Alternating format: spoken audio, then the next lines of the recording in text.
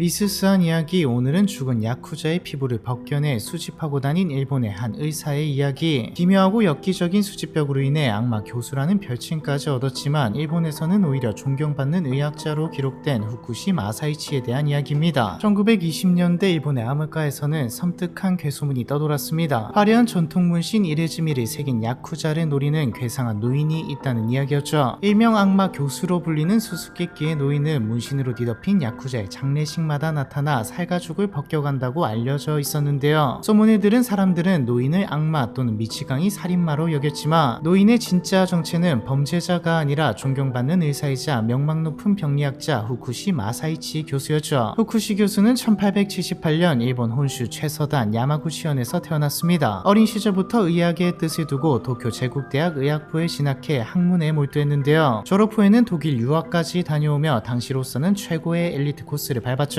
1914년 귀국한 후쿠시 교수는 이시카와현 가나자와 의학전문학교 교수로 부임했고 이후 일본 의학전문학교 현 니온의과대학을 거치며 병리학 연구를 이어갔습니다. 참고로 병리학이란 병의 원인과 발병의 메커니즘 그리고 병에 걸린 사람의 몸속에서 어떤 변화가 일어나는지를 연구하는 의학 분야이죠. 당시 후쿠시 교수의 연구 주제는 매독에 의한 대동맥 질환과 갑상선 질환이었는데요. 1900년대 초반 일본에는 매독이 창궐해 관련 연구가 활발하게 진행되었거든요. 후쿠시 교수는 젊은 의사 시절부터 매독에 걸린 사망자의 시신을 부검해 장기와 혈관, 피부 등을 직접 관찰하면서 질병의 원인이 되는 조직 변화를 체계적으로 기록하면서 연구를 진행했습니다. 그러다 어느 날 문신이 있는 피부에는 상처나 발진이 잘 나타나지 않는다는 사실을 발견했죠. 매독에 감염되면 세균이 혈액으로 퍼지면서 전신성 피부 발진이 나타나기 마련인데 문신이 있는 부위에는 병변이 잘 생기지 않는다는 사실을 확인했다. 문신 잉크가 매독 피부 병변을 죽이는 것은 아닐까? 그저 우연인지 아니면 진짜 문신의 영향인지 확인하려면 더 많은 샘플이 필요하다. 더 많은 문신한 피부를 벗겨내 현미경으로 조직을 관찰하고 비교하고 싶다. 시작은 연구 때문이었지만 시간이 흐르면서 문신한 피부에 대한 기묘한 집착이 생기기 시작했습니다. 문신한 피부 자체가 하나의 예술 작품으로 받아들여지기 시작하면서 전신을 뒤덮는 이레즈미를 새긴 피부를 가지고 싶다는 소장 욕구도 자라났죠. 이레즈미 중에서도 특히 등팔, 가슴, 다리를 가득 메운 전신 문신 호리모노는 오늘날까지도 야쿠자의 상징으로 여겨지고 있습니다. 호리모노는 테볼이라 불리는 전통 수공의 방식으로 새기는데 대나무 막대에 바늘을 묶어 한 땀 한 땀 피부를 찌르며 색을 넣는 방식으로 진행하다 보니 통증도 심하고 시간도 오래 걸리죠. 야쿠자들에게는 고통을 감내하는 과정 자체가 충성의 증거이자 일종의 의식처럼 받아들여졌습니다. 문제는 막대한 비용이 든다는 것인데요. 전신 호리모노를 완성하는 데 1920년대 당시 기준으로도 지금으로 환산하면 수천만 원의 비용이 필요했습니다. 경제적으로 부담이 크다 보니 돈이 없는 말단 조직원들은 한 번에 전신 문신을 받을 수 없어서 돈이 생기는 대로 팔어깨, 가슴에 문신을 조금씩 새겨넣는 방식으로 진행했죠. 완성된 호리모노를 가진 조직원보다 미완성 상태의 호리모노를 가진 조직원이 많았던 것도 이런 이유 때문인데요. 야쿠자 문화에서는 문신을 끝내다 채우지 못하고 미완성 상태로 죽는 것을 큰 불명예로 여겼다고 하네요. 후쿠시 교수는 이 틈을 파고들었죠. 경제적으로 여유가 없는 말단 조직원들에게 접근했습니다. 내가 문신을 새기는데 필요한 비용을 대주겠네. 대신 자네가 죽으면 피부를 벗겨가도 되겠나? 후쿠시 교수는 이레즈미에 심취해 일본의 이름난 문신사들과 교류하면서 야쿠자들을 직접 찾아다니며 문신 비용을 지원해 줄 테니 사후에 피부를 자신에게 달라고 제안했습니다. 야쿠자 입장에서는 어차피 죽으면 썩어 없어질 피부를 주는 대신 공짜로 문신을 새길 수 있다면 손해보는 장사는 아니었죠. 상당수의 야쿠자들은 후쿠시 교수의 제안을 흔쾌히 받아들였습니다. 후쿠시 교수는 더 많은 샘플을 확보하기 위해 교도소까지 찾아가서 범죄자들에게 금전적으로 지원을 해주는 대신 사망 이후 피부를 기증하겠다고 약속하는 일종의 기증 계약도 다수 체결했죠. 그리고